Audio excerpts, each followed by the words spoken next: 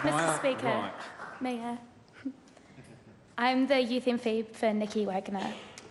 Mr. Speaker, today I would like to speak on the petition Better Cancer Care for All New Zealanders, stewarded by a National Cancer Agency, brought to House by Blair Vining on the 7th of May 2019. 38-year-old Blair Vining discovered he had terminal cancer in October of last year. He was given 6 to 8 weeks to live without treatment. Within public care, Blair was told it would take 8 weeks to get an oncologist appointment.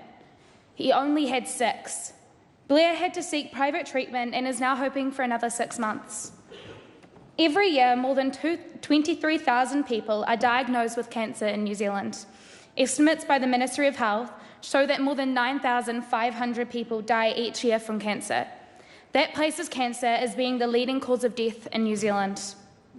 Blair needs the government to create a national cancer agency to address New Zealand's cancer death rates, with responsibility for oversight of prevention, early detection, treatment and survivorship, which should be well funded and free from political interference, and should benchmark outcomes and report to the public.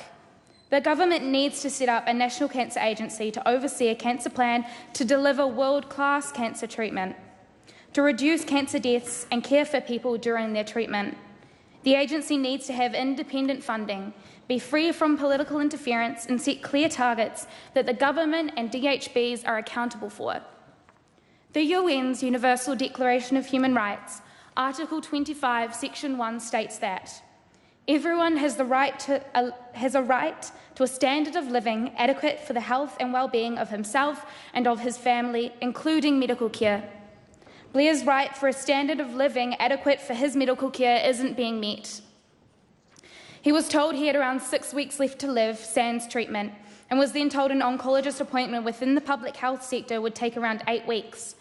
If Blair had been unable to financially support his family and pay for his private medical care, he wouldn't have been able to complete his bucket list and spend time with his family.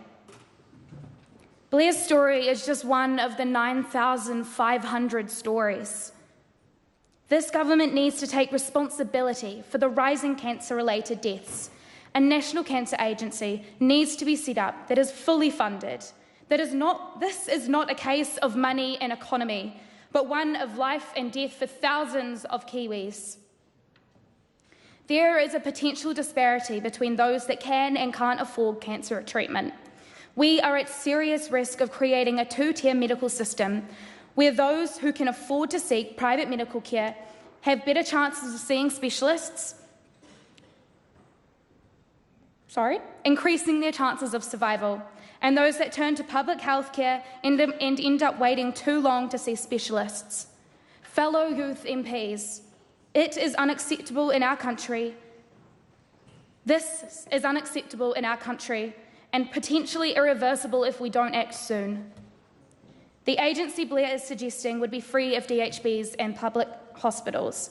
It would be its own sector entirely that would focus on prevention through research into areas of cause, early detection through mandatory screening of those at risk, and research and development into detection devices and technology and treatment and survivorship through increased funding for research and increased cancer specialists. Mr. Speaker, New Zealand has a responsibility for all its people to have adequate healthcare, and when these standards are not being met, it is up to us to fix it. Thank you.